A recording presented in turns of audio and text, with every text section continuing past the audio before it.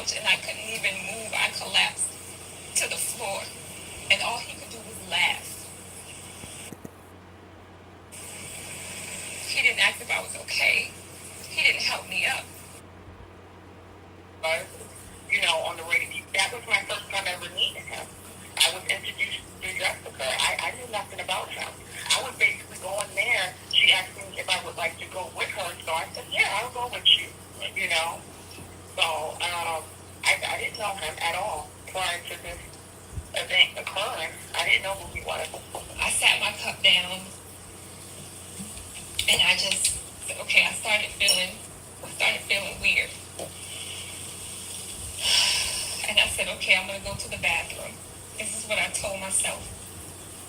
And when I got up... For those of y'all that don't know, this is one of the two 15-year-olds that Charlemagne took to a sausage fest, gave them E&J full of Spanish fly or whatever drug, and allowed whatever to happen to these two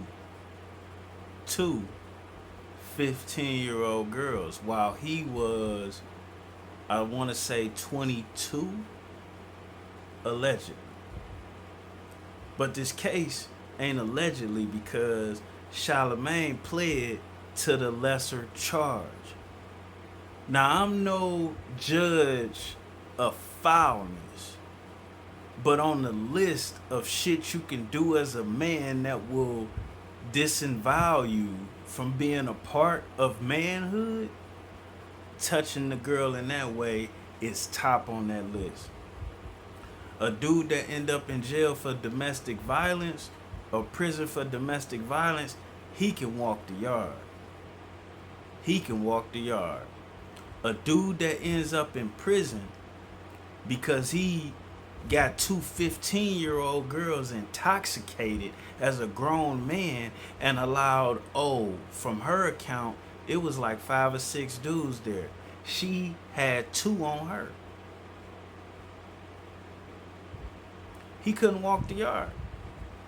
It ain't too many prisons that the person that, if Charlemagne went to jail for this crime, he wouldn't be able to walk the yard. So him being able to sit on the radio and preach about anything as to how it relates to black men or how men supposed to be, null and void. We can't just be out here listening to niggas because somebody put them on the radio or because somebody put them on TV or because they fucking married. I'm gonna tell you something about married men, right?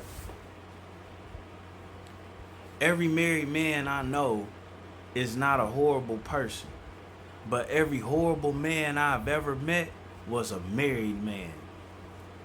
How about that shit? How about that shit? To go to the bathroom, I fell to the floor. I couldn't move my legs. I couldn't move my arms. It's like I had no control over my limbs. Look at her. I could see and I could hear. This shit happened damn near 20 years ago. She's still shaking. Look at her face. Nah, she didn't go sue. She ain't go sue the radio station. She ain't go sue him. She called the police. She went to the hospital. She had a rape kit did. And Charlemagne liked to play on words. He liked to play on words. He said, yeah, I gave a DNA test. I did this, that, or whatever. But bro,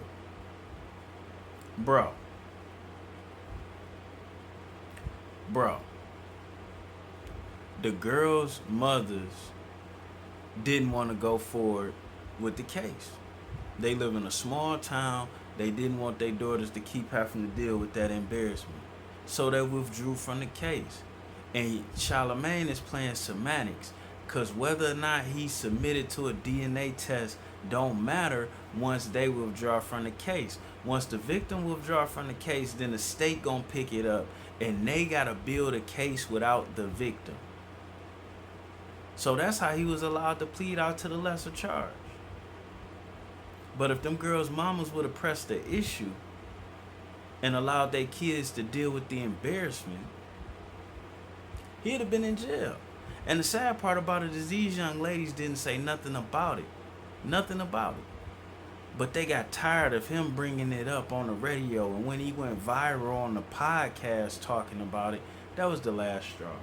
And I don't blame him, cause sitting there watching this guy attack men for doing shit that they shouldn't have did, knowing goddamn well he got his own victims that he ain't said sorry to. At least Puff cut a check. He ain't cut this lady no check. You see her jeans? She looks nice, but she's wearing Fashion Nova. Sad ass nigga. Yamakula. I couldn't move. I hope Haas get his ass. So I heard the guys in the back and they were laughing, and Charlemagne was laughing. And he told them to take me upstairs. Taken upstairs by two guys, one named Larry and one named Boo, who took me into a bathroom and violated me and took advantage of me. Let me say this, right? You gotta be a nasty motherfucker. You gotta be nasty. The smell. He right. The smell of throw up. I couldn't have sex with a girl that was too drunk to know what we was doing. Not because I'm oh so moral, but at the same time,